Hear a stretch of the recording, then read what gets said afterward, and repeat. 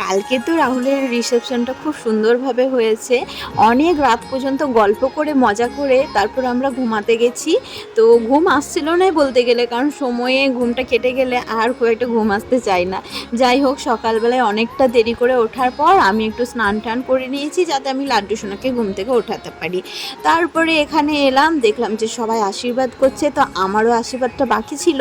রাহুলের বিয়ের গিফট কিন্তু তখন আমরা দিইনি, সেই জন্য একে একে কাকু, পিসিমণি আরও যা যা আত্মীয় স্বজন সবাই এসেছিলো, সবাই আশীর্বাদ করেছে। এখন মা করছে, তো মা এখানে একটা সোনার আংটি দিয়েছে, আর আমি রাহুলের বউকে দিয়েছি একটা পলা আংটি।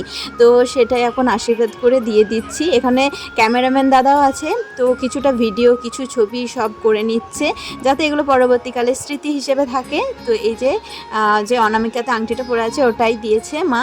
আর এই যে আমি এখন আশীর্বাদ করে নিচ্ছি। রাহুল আমার থেকে বয়সে খুব বেশি ছোট নয়, ওই 3 মাসের মতো, কিন্তু যদিও বা আমি ওর থেকে 3 মাসের বড়, সেই জন্য ওকে আশীর্বাদ করার অধিকার আমার আছে। তো এখানে বউকে প্রথমে মিষ্টি খাইয়ে আশীর্বাদ করে নিলাম, রাহুলকেও খাইয়ে দিচ্ছি।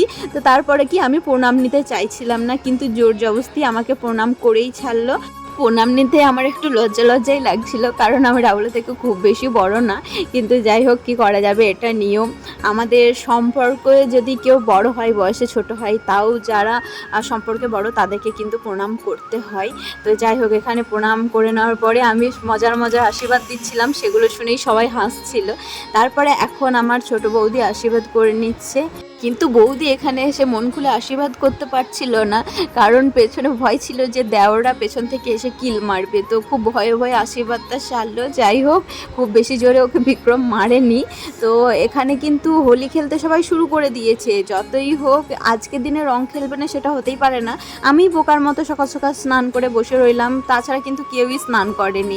ওইদিকে স্নান টান করে আমাদের জন্য ভেজ রান্না বসিয়ে দিয়েছে, কারণ এদিকে যা যা রান্না হবে সবই হচ্ছে আমিষ। তো যাই হোক, প্রথমে ফাঁক দিয়ে খেলা শুরু হলো, পরবর্তীকালে সেটা বাঁদরমুখী বা পাকা রং দিয়ে খেলা শেষ হয়েছে। মানে এই যে জামাইরা এসে, সোমেন আর দীপক এসে এমনভাবে সবাইকে জলের মধ্যে রং গুলে সবার গায়ে গায়ে ছেটাচ্ছিল যে কাউকে ছাড়েনি।